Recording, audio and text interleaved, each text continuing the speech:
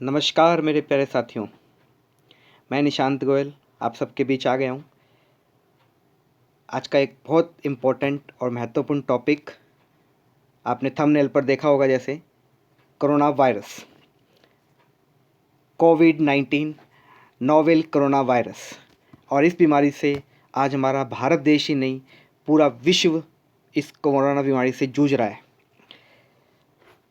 इसीलिए मैं आपके लिए लेकर आया हूँ इस टॉपिक से रिलेटेड कुछ मोस्ट इम्पॉर्टेंट क्वेश्चंस, क्योंकि आपको ध्यान है मेरे प्यारे साथियों कि अभी कोई स्पोर्ट्स नहीं हो रहे हैं, कोई बहुत बड़े ऑर्गेनाइजेशंस नहीं हो रही हैं, कोई पैड डिस्ट्रीब्यूट्स वगैरह नहीं हो रहे हैं। इस समय पूरे विश्व का ध्यान कोरोना बीमारी से, कोरोना वायरस पे है। तो हमारे आने वाले एग्ज़ाम में कोरोना वायरस एक मोस्ट इम्पॉर्टेंट टॉपिक बनकर आएगा और इससे रिलेटेड हमारे एग्ज़ाम में क्वेश्चंस आने के डेफिनेटली पूरे पूरे चांस भी हैं। तो चलिए अब हम स्टार्ट करते हैं हमारा टॉपिक आज का, कि कोरोना वायरस, कोविड-19 या इसे नोवेल कोरोना वायरस के नाम से भी जानते हैं। तो स्टार्ट करते हैं आज का टॉपिक हमारे एक अच्छे मोटिवेशनल थॉट से। तो आज का हमारा थॉट ऑफ द डे है कि उठो, जागो, बढ़ो और तब तक मत रुको जब तक कि लक्ष्य न प्राप्त हो जाए। तो मेरे प्यारे साथियों, आप सभी को घबराने की बिल्कुल भी ज़रूरत नहीं है। अपने लक्ष्य की ओर आगे बढ़ते रहो। कितनी भी कठिनाइयाँ आएँ, कितनी भी मुश्किलें आएँ, कितनी भी चुनौतियाँ आएँ, कितने भी दुख आएँ, आपने उनसे घबराना नहीं है। आपका एक ही लक्ष्य होना चाहिए कि हमें गवर्नमेंट जॉब हासिल करनी है हर हालत में। तो हमारा एक ही लक्ष्य है कि हमें गवर्नमेंट जॉब हासिल करनी है, कोरोना को हराना है और एग्ज़ाम को जीतना है। तो इसी जोश के साथ हम आगे बढ़ते हैं और स्टार्ट करते हैं हमारा एग्ज़ाम। पहला क्वेश्चन कि विश्व स्वास्थ्य संगठन ने कोरोना वायरस से होने वाले रोग को कौन सा नाम दिया है? तो विश्व स्वास्थ्य संगठन ने कोरोना वायरस से होने वाले रोग को क्या नाम दिया है? कोविड-19। तो इस क्वेश्चन का राइट आंसर होगा ऑप्शन नंबर डी, कोविड-19। कोविड-19 नाम क्यों दिया है इसे? तो आपको ध्यान होगा, ये जो बीमारी है कोरोना वायरस, ये आया हमारे कहाँ से? चाइना से। चाइना का एक शहर है, वुहान शहर से ये कोरोना बीमारी आई। लेकिन चाइना ने WHO को इस कोरोना बीमारी के बारे में कब बताया? तो 31 दिसंबर 2019 को चाइना ने WHO को इस कोरोना महामारी के बारे में बताया, जब उनके वुहान शहर के अंदर ये पहला केस देखने को मिला, पहली डेथ देखने को मिली। तो इसीलिए ये 2019 में जब चाइना ने उन्हें बताया, तो इसीलिए इस बीमारी का नाम रखा है कोविड-19। कोविड का मतलब है corona virus disease, corona virus disease, और 19 से 2019 में आई है, इसीलिए इसका नाम रखा है कोविड-19।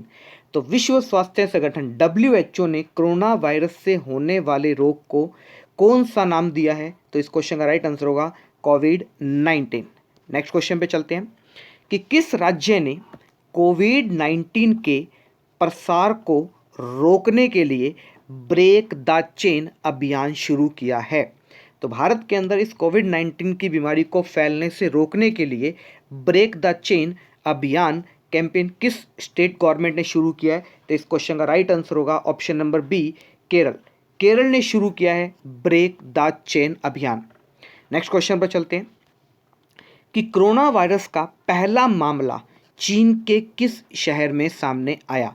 अभी मैंने आपको बताया ये कोरोना बीमारी कहाँ से आई है? चाइना से। तो चाइना के किस शहर से इस कोरोना बीमारी का उत्पन्न हुई?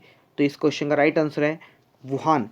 चाइना का एक शहर है वुहान, वुहान शहर से ही इस कोरोना बीमारी की क्या हुई? उत्पत्ति हुई। और इसी बीमारी के बारे में चाइना ने WHO को कब बताया? 31 दिसंबर 2019 को बताया। इसीलिए WHO ने इस बीमारी का नाम रखा कोविड-19। नेक्स्ट क्वेश्चन पर चलते हैं कि कोरोना वायरस की वजह से देश के वित्तीय बाजारों को बंद करने वाला पहला देश कौन बना? तो कोरोना वायरस के कारण अपने स्टॉक मार्केट्स को, अपनी फाइनेंशियल मार्केट को बंद करने वाला विश्व का पहला देश कौन सा बना है? तो ये बना है फिलीपींस। फिलीपींस पहला देश बना है जिसने इस बीमारी के चलते अपने कंट्री के फाइनेंशियल मार्केट को क्या कर दिया है, बंद कर दिया था। नेक्स्ट क्वेश्चन पर चलते हैं कि निम्न में से कौन से लक्षण कोरोना वायरस से फैली बीमारी के दौरान देखने को मिलते हैं। हम कैसे पता लगा सकते हैं कि किसी व्यक्ति को कोरोना वायरस है या नहीं है। तो इसके लिए सूखी खांसी का आना, बुखार होना, सांस लेने में कठिनाई, तो ये तीनों ही ऑप्शन सही है। इस क्वेश्चन का राइट आंसर होगा उपरोक्त सभी। अगर किसी को सूखी खांसी आ रही है, बुखार है, सांस लेने में कठिनाई हो रही है, तकलीफ हो रही है, दैट मीन्स उसमें कोरोना वायरस के क्या हैं, लक्षण हैं। उसे अपना इलाज तुरंत करवाना चाहिए। नेक्स्ट क्वेश्चन पर चलते हैं कि कोरोना वायरस निम्न में से किस कारण से फैलता है। कोरोना वायरस हमारे भारत देश में नहीं, पूरे विश्व के अंदर फैलता जा रहा है ये। तो इसके फैलने का कारण क्या है, किस कारण ये एक दूसरे के अंदर फैलता जा रहा है।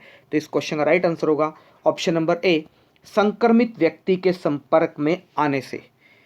अगर किसी व्यक्ति को कोरोना वायरस है, आप उसके संपर्क में न आए, उससे दूर रहें, यही कोरोना के बचाव का उपाय है।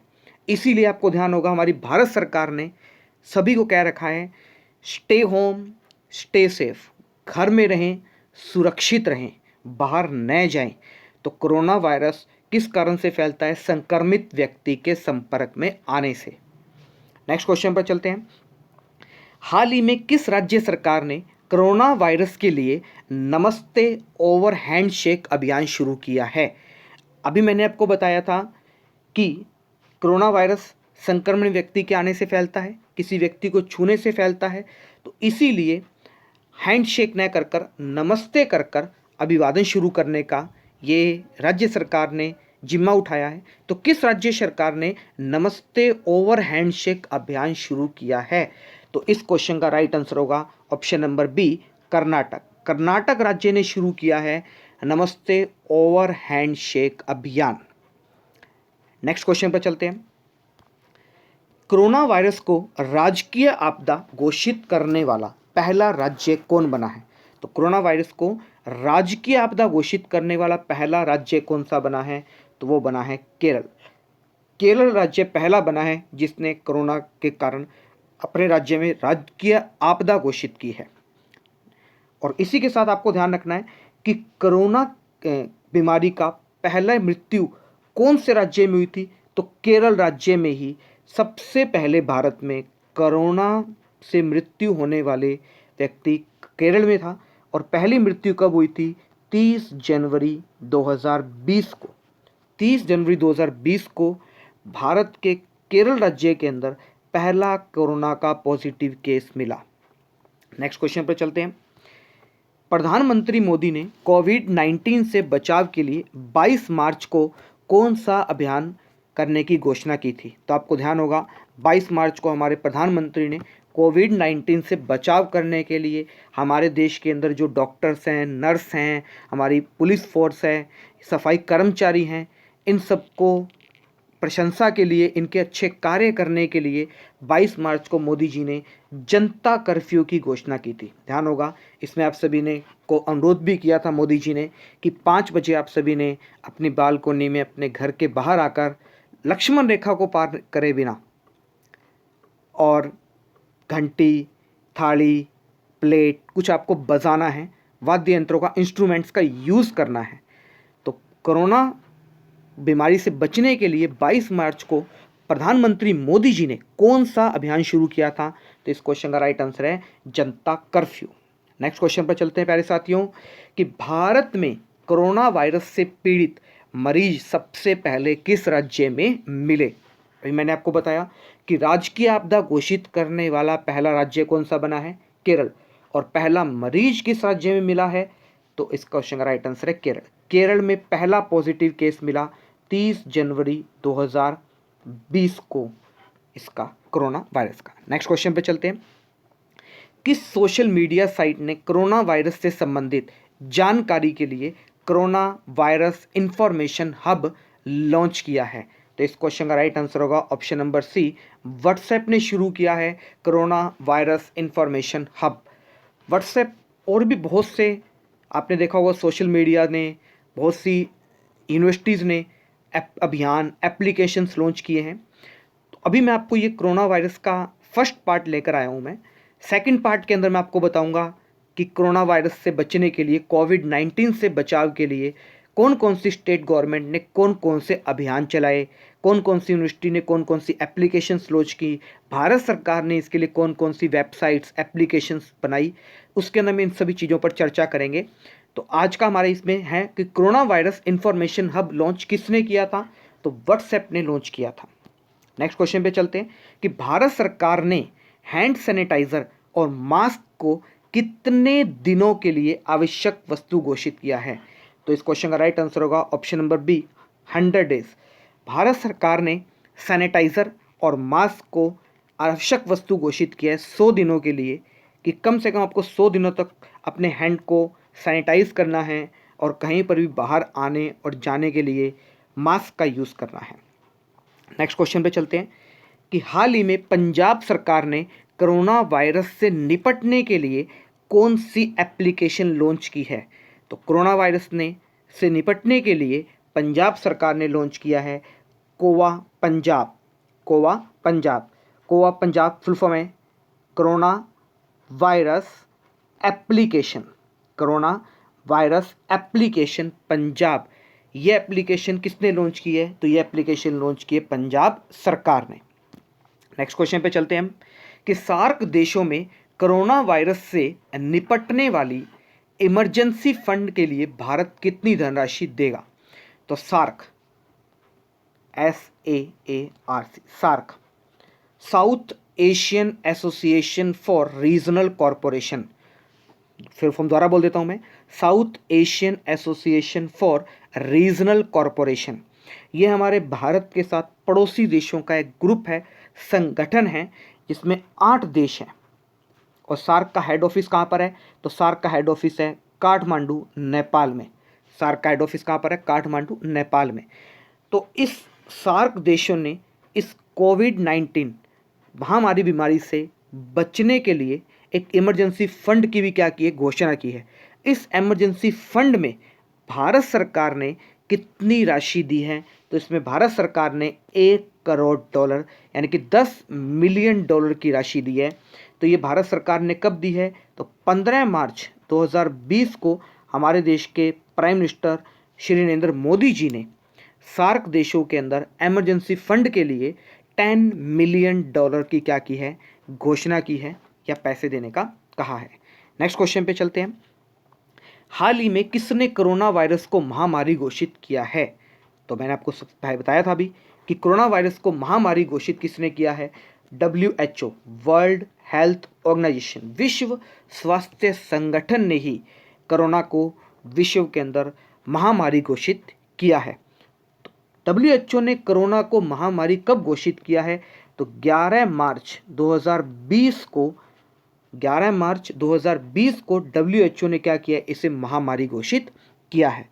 अब आपके मन में आएगा कि कोरोना का जब चाइना ने कोरोना के बारे में WHO को 31 दिसंबर 2019 को बता दिया था, तो WHO ने इसे महामारी 11 मार्च 2020 को क्यों घोषित किया?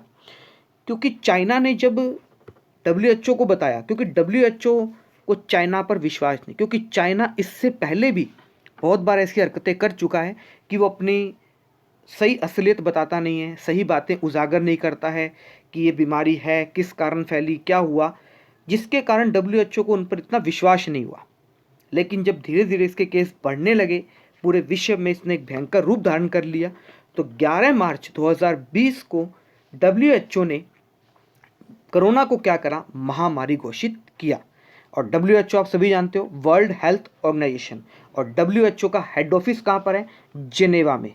और वर्ल्ड हेल्थ ऑर्गेनाइजेशन डे कब बनाया जाता है? तो प्यारे साथियों, बनाया जाता है 7 अप्रैल को बनाया जाता है, विश्व स्वास्थ्य संगठन। नेक्स्ट क्वेश्चन पर चलते हैं मेरे प्यारे साथियों।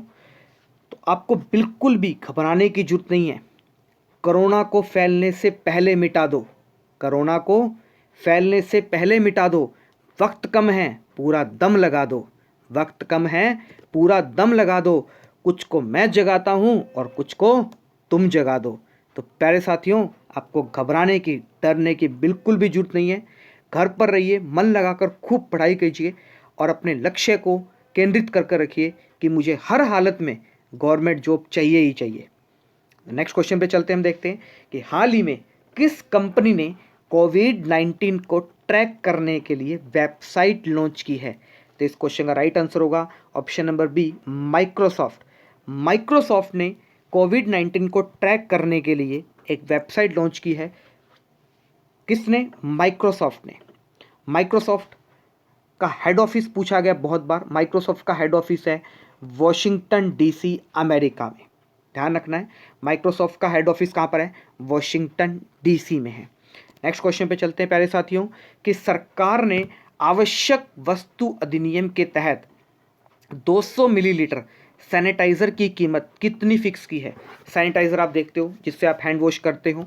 तो जब सरकार ने देखा कि कुछ दुकानदार, कुछ एजेंसीज, कुछ मेडिकल शॉप्स वाले मनमाने रेट वसूलते थे, चीज़ों की अत्यधिक डिमांड होने के कारण उनके 100 रुपये, 200 रुपये, 300 रुपये तक चार्ज करते थे, तो भारत सरकार ने सैनिटाइज़र को एक आवश्यक वस्तु के तहत लिया और कहा कि 200 मिलीलीटर सैनिटाइज़र की कीमत सरकार ने कितनी फिक्स की है? तो 100 रुपये फिक्स की है। तो 200 रुपये मिलीलीटर सैनिटाइज़र की कीमत होगी 100 रुपये। तो कोई भी दुकानदार 100 रुपये से ज़्यादा आपसे वसूल नहीं सकता। इसी के साथ अभी मैंने आपको बताया कि सैनिटाइज़र और मास्क को हमारे 100 दिन के लिए ज़रूरी घोषित किया है। तो मास्क, इसी के साथ सरकार ने 2 लेयर मास्क की कीमत कितनी डिसाइड की है? 8 रुपये। और 3 लेयर मास्क की कीमत कितनी डिसाइड की है? 16 रुपये डिसाइड की है। नेक्स्ट क्वेश्चन पर चलते हैं मेरे प्यारे साथियों। हाल ही में किस कंपनी ने भारत का पहला कोविड-19 समर्पित हॉस्पिटल खोला है? तो हॉस्पिटल कोविड-19 के अंदर बीमारी से बचने के लिए, मरीजों का इलाज करने के लिए तो हॉस्पिटल खोला है रिलायंस इंडस्ट्रीज़ ने। भारत के अंदर पहला कोविड-19 से, ये पूरा हॉस्पिटल कोविड-19 के पेशेंट्स के लिए होगा। तो ये किसने खोला है? रिलायंस इंडस्ट्रीज़ ने खोला है।